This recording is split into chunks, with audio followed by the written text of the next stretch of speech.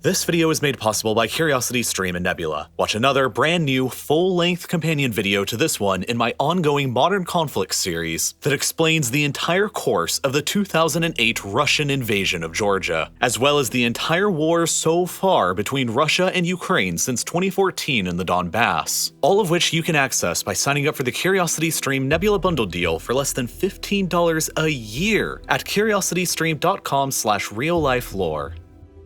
Throughout the past few months, there has been almost constant news and coverage in the West about Russia's imminent plans to invade Ukraine. Started large-scale military drills this morning. And this is a very dangerous moment. Stoking fears of an invasion. More than 2,000 troops, according to American intelligence, sent within the 24 hours. American citizens should leave now.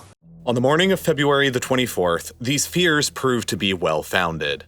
Russia's president, Vladimir Putin, effectively declared war on Ukraine and authorized the Russian military to invade the country. Explosions were quickly reported afterwards across the country, and immediately prior to this declaration, the Russian army had amassed around 200,000 soldiers, along with their tanks, artillery, equipment, and field hospitals across their border, and many others inside of Belarus along their border with Ukraine. For comparison, this is nearly the same size as the entire Ukrainian military, at about the same number of troops sent by the United States when invading Iraq in 2003. This is certainly large enough to be an effective invasion force. Even further, the Russian government has recognized the independence of the two breakaway states inside of Ukraine, Donetsk and Luhansk, and ordered Russian troops inside of both. When factoring in the Russian military presence already stationed in Crimea, you can quickly begin seeing that the Russians have Ukraine almost entirely surrounded. And now that war has broken out, it has the potential to unleash the most serious conflict seen in Europe since the Second World War. And the biggest question on everybody's mind this entire time has been this: what exactly does Vladimir Putin and Russia want with Ukraine? And the answer is, of course, it's complicated. The origins of what Putin wants today are rooted in what happened more than 3 decades ago back in the early 1990s, when the Soviet Union first collapsed. For centuries before this event, whether as part of the Soviet Union or the Russian Empire, the modern countries we know of today as Russia, Ukraine, Belarus, and others had all been a part of the same country, and their people had largely moved between all of them across generations. These places are all deeply and intimately connected by their shared history, and for decades, that history involved being widely recognized as one of the world's most dominant and formidable global superpowers. But all of that changed in late 1991, when, suddenly, the sweeping United Empire that had existed in some form or another for centuries collapsed, and left in its place 15 newly independent republics. Today, the largest of them, Russia, has only half of the population that the former United Soviet Union had, and she possesses an economy that's only moderately larger than Spain's, a country with only a third of the population that ceased being a great power back in the 18th century. At the same time, the massive amounts of territories that were once dominated from the central government in Moscow have been shrinking almost continuously ever since. During the Cold War, there were 2 rival competing military alliances on the European continent: the North Atlantic Treaty Organization, or NATO, in the West, and the Warsaw Pact in the East. Moscow didn't outright rule the countries of the Warsaw Pact, but they were effectively locked into Moscow's orbit as thralls or puppet states. From Moscow's perspective, these states provided a massive buffer against any potential military incursion from their primary Cold War rivals to the West in NATO. You see, from the Netherlands in the west to the Ural Mountains in the east, this whole part of Europe is dominated by a geographic feature called the North European Plain.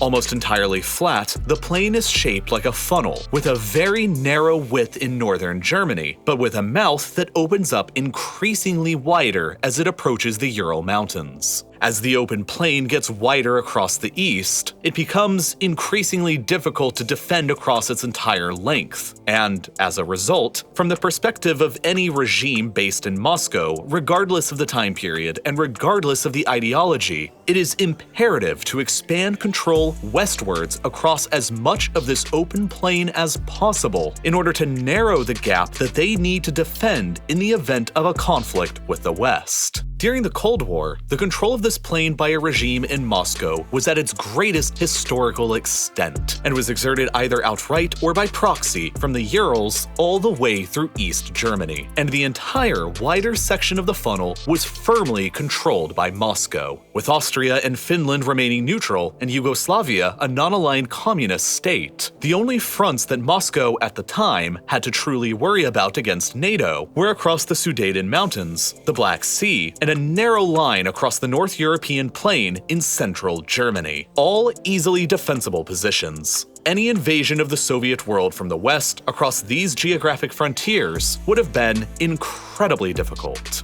But in the 30 years since 1991, the situation has changed dramatically against Moscow's favor. Today, the former Warsaw Pact territories of East Germany, Poland, Czechoslovakia, Hungary, Romania, and Bulgaria are all a part of NATO, while the former Soviet republics themselves of Lithuania, Latvia, and Estonia all are as well. This reality has pushed the NATO front lines significantly further to the east, across the wider section of the North European plain, and has separated Russian territory between the mainland and the Kaliningrad exclave here, across what's known as the Suwalki Gap. If you're sitting in the Kremlin in Moscow and you still believe that NATO is a hostile military alliance, or could become one in the future, then this situation understandably looks pretty grim.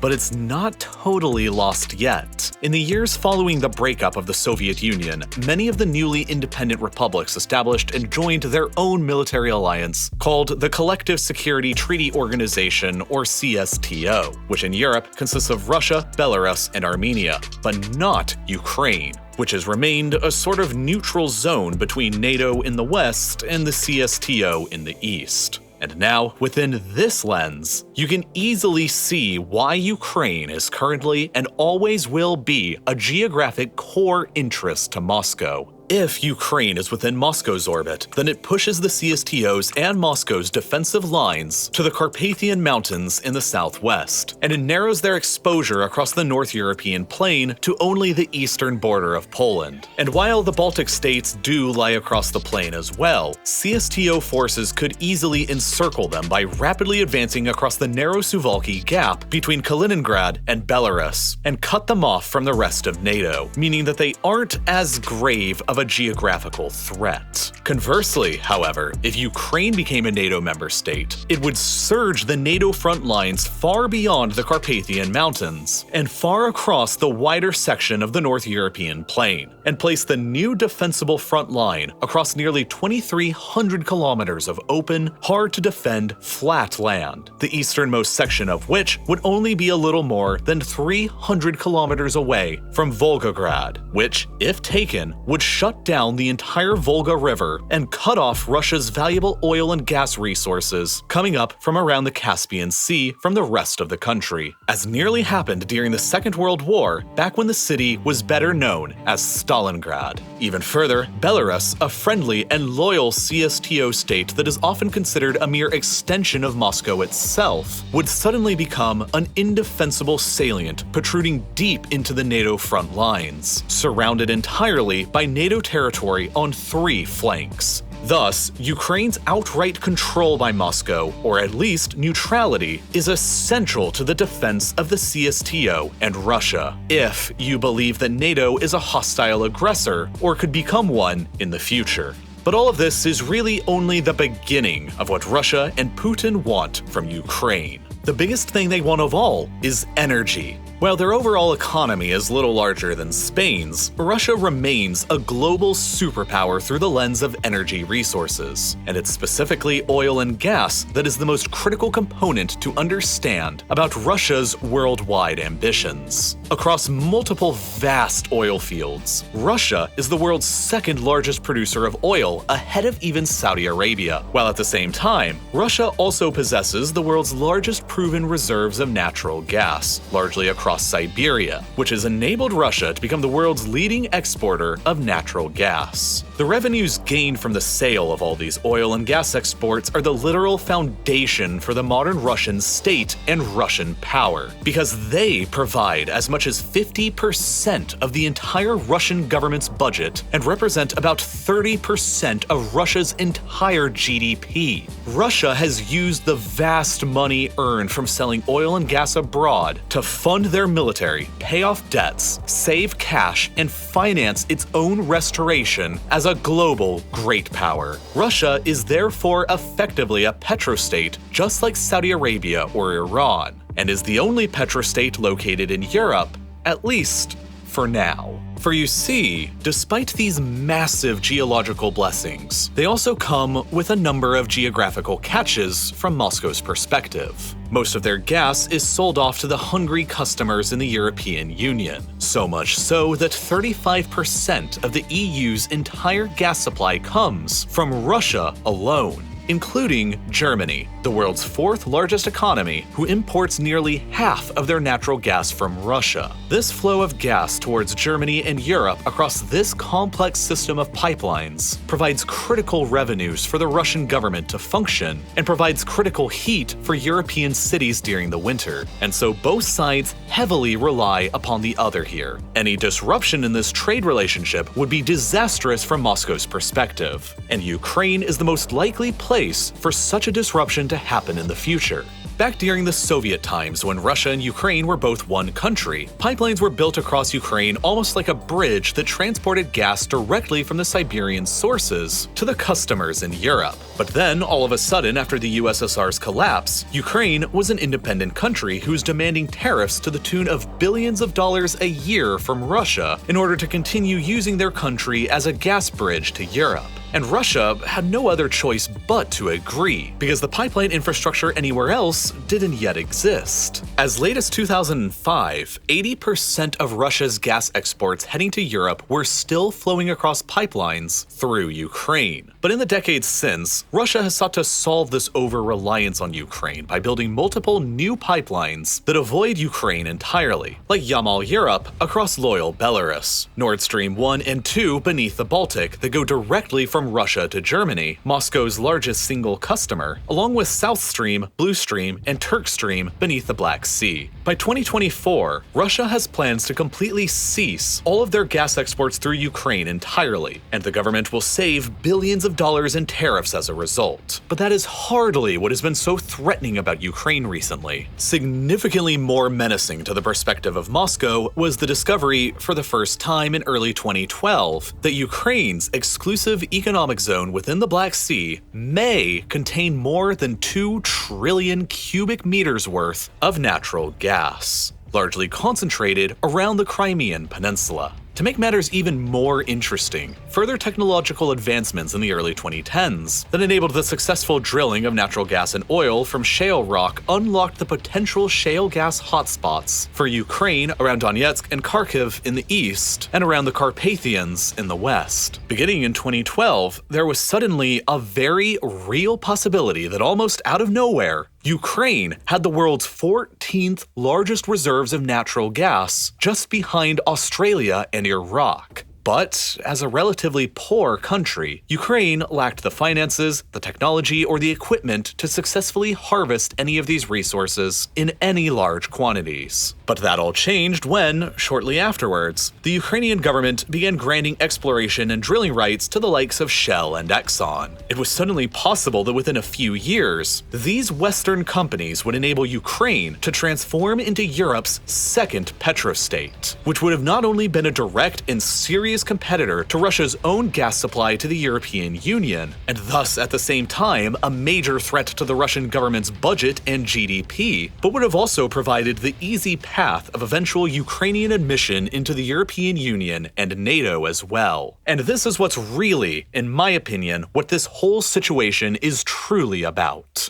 In 2012, at the time when these discoveries were initially made, the man in charge of Ukraine was Viktor Yanukovych, a pro-Russian politician who was keeping Ukraine more politically aligned with the interests of Moscow. So long as he was president, these discoveries were not directly threatening to Russia. But when suddenly in February 2014, his government was toppled in a pro-EU and pro-Western revolution in Kiev, Moscow was very quick to take the opportunity to invade some of Ukraine, seize the Crimean Peninsula, and annex it in the name of historical claims and protecting ethnic Russians. But by seizing Crimea, the Russians also took direct control of 2/3 of Ukraine's coastline and, by extension, the vast majority of Ukraine's maritime exclusive economic zone. And, most critically, an estimated 80% of Ukraine's potential offshore oil and gas reserves. In addition, billions of dollars worth of drilling equipment and other assets in the peninsula were seized by the Russians, all of which completely crippled the Ukrainian government's future potential to challenge Russia's gas supremacy in Europe. To make matters even worse from Ukraine's perspective, the areas of Ukraine that are the most rich in shale gas are located very near to the most major conflict zones encouraged and funded from Moscow, with the Donetsk and Luhansk rebellions here and the Transnistria breakaway republic in Moldova over here, which, in my view, is not a coincidence. As a result, Shell and Exxon both backed out from all of their contracts with the Ukrainian government shortly afterwards, leaving Ukraine with no capability to extract the remaining resources themselves, and no capability to challenge Russia's occupation of Crimea. From the perspective of Putin and his regime, these were all mandatory actions to take in order to curb a Western-oriented Ukraine from ever selling major supplies of gas to Europe that would threaten his own regime's primary source of wealth and power. Ukraine had to be dismembered to protect himself and the other oligarchs who are in power. But there's more. Under Putin, Russia can't ever give Crimea back to Ukraine, because it would surrender the entire exclusive economic zone and all of the gas resources within it back, along with the strategic port city of Sevastopol, one of the very few year-round ice-free ports that the Russian Navy can use and needs to operate throughout the Black Sea and the Mediterranean. If Crimea was ever returned to Ukraine and Ukraine joined NATO, they would regain their ability to threaten the Russian government's primary source of revenue, and the Russian Navy's most geostrategically valuable port would be lost forever. But Ukraine has some pressure that it can and has been applying itself. Naturally speaking, the geography of Crimea is that it's almost an island, only loosely connected to the rest of Europe and covered by dry and arid steppes and some salty marshes with very little fresh water for people or agriculture. Prior to the Russian invasion and annexation, the vast majority of Crimea's freshwater supply, like 85% of it, came down into the peninsula from a canal built during the Soviet era that diverted water from the Dnieper River. But after the Russians took it over in 2014, the Ukrainians weren't exactly in the mood to continue sending down the water, and they filled up the canal within their remaining borders to the north with cement and blocked the flow of all this water down into the now Russian-occupied Crimea. As a result, Crimea has ever since been essentially dying a death from 1,000 cuts, as it steadily recedes back into the dry and arid steppe of history, while modern climate change is only making everything even worse, as 2020 was the driest year ever on record in Crimea since record-keeping began 150 years ago. As a result, the Russian government is struggling to maintain its hold. The capital city Simferopol's reservoir is today less than 7% full, and the city has been having to ration water supplies, even after the Russians built a nearly $4 billion bridge across the Kerch Strait here to connect the peninsula over to the Russian mainland. Shipping in water is difficult, and life for the more than 2 million people on the peninsula is getting harder after the annexation, not better. The Russian government is having to spend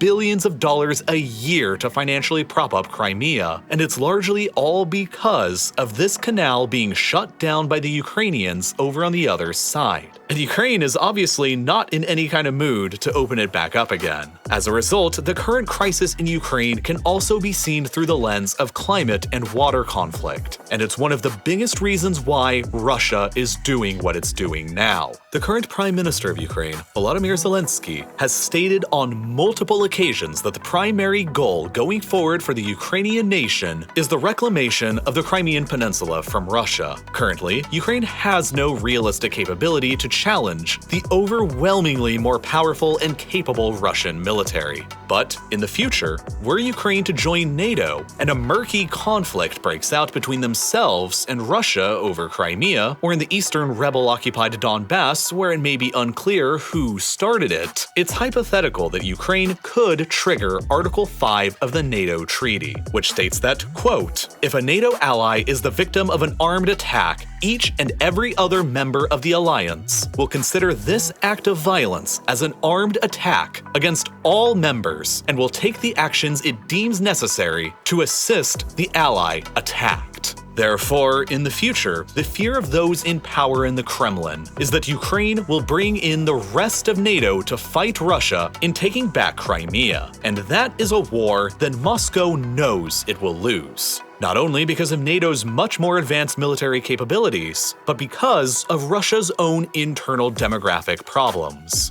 Ever since the collapse of the Soviet Union, Russia's deaths have exceeded her births, while the nation's fertility rate has been among the lowest in the world. And so the country's population has been shrinking almost continuously ever since. But since the COVID-19 pandemic began in 2020, this shrinking population problem has only gotten even worse. And Russia is currently undergoing its largest peacetime decline in people ever. In all of recorded history, even worse than during the 1990s right after the Soviet collapse. Right now, Russia has around 25 million men within the country who are of military service age, but the government knows that as time continues on, that potential pool of manpower is only going to get smaller and smaller. Therefore, it could be reasoned behind the inner walls of the Kremlin that the longer Russia waits to act upon Ukraine, the more difficult it is going to become in the future, and so the earlier, the better. Now, by occupying Crimea and by maintaining conflicts in the Donbass region of eastern Ukraine, Russia has so far succeeded in keeping Ukraine out of NATO. And by building up troops along the border and hosting joint military exercises in Belarus, Moscow is further able to signal to Ukraine that they are in danger, which can panic investors in the Ukrainian government and damage the economy even further, and which forces Ukraine to spend even more money on their own military and defense, taking away vital cash that they could be using to further develop their own natural gas infrastructure. And of course, Russia has been fueling a war inside of Ukraine in the east now for years, ever since 2014, that has greatly depleted the Ukrainian government's time, manpower, and resources. After being taken over by pro-Russian separatists following Russia's invasion and annexation of Crimea, both Donetsk and Luhansk declared their independence from Ukraine 8 years ago, and after being supported financially and militarily from Russia, have continuously been fighting a war against the Ukrainian government ever since that has already claimed the lives of more than 14,000 people. For years, most of the territory of each has been controlled by the Ukrainian government. But just a few days ago, Russia, for the first time, officially recognized both as fully independent countries separate from Ukraine and deployed their troops into each.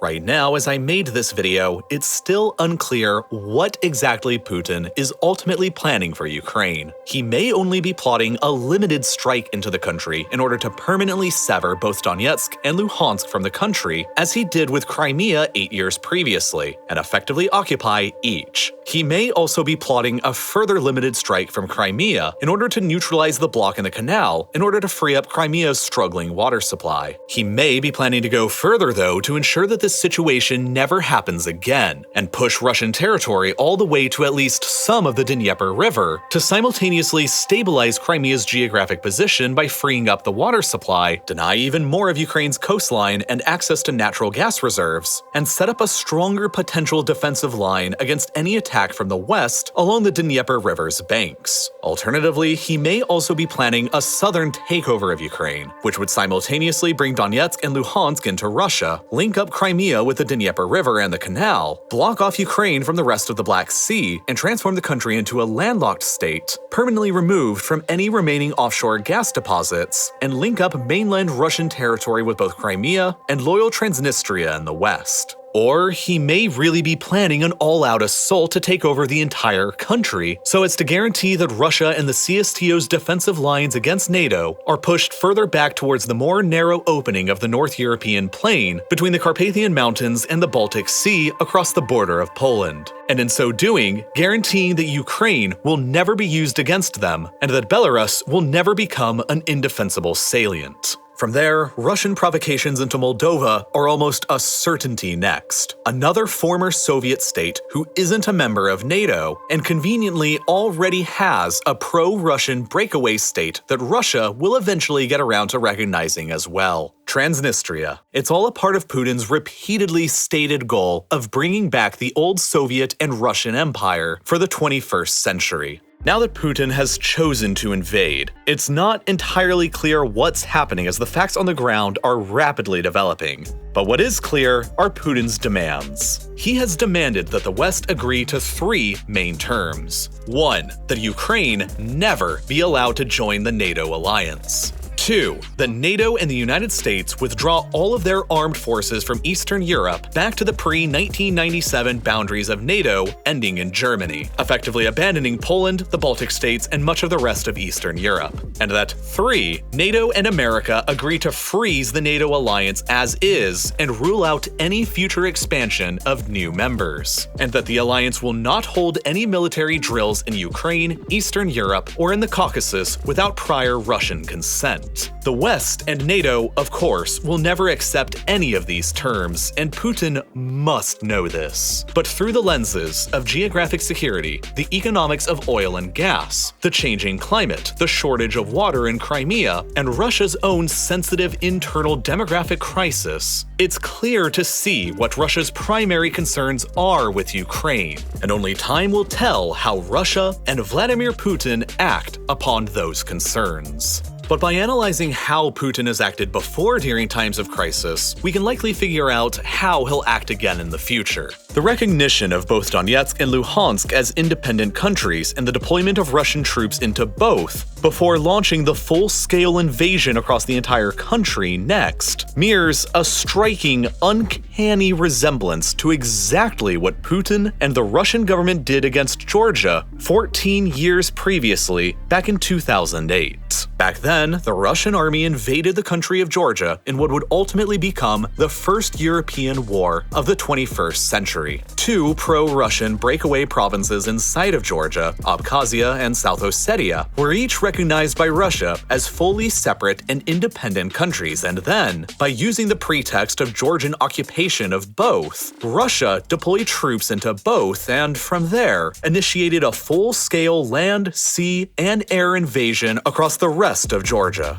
Across the 12 days of intense fighting that followed, the Russians occupied both Abkhazia and South Ossetia within Georgia, solidified their de facto independence, and effectively dismembered the country, displacing nearly 200,000 people and causing Georgia to sever all diplomatic relations with Russia. However, it was, in the end, a decisive victory for Russia and for Vladimir Putin, as it kept Georgia from joining NATO, and at a time when NATO and the West were more distracted by the quagmires of Iraq and Afghanistan, there was little international attention, let alone condemnation. It would only be less than 6 years later when Putin would deploy the exact same kinds of tactics that he used against Georgia, against Ukraine, in Crimea, and the Donbass. And now in 2022, it once again appears that history is repeating itself in Donetsk, Luhansk, and Ukraine. Without a doubt, the Russian invasion of Georgia is absolutely critical to understanding how Putin's modern military strategy of dismemberment works, and in understanding what he might ultimately plan to do with Ukraine.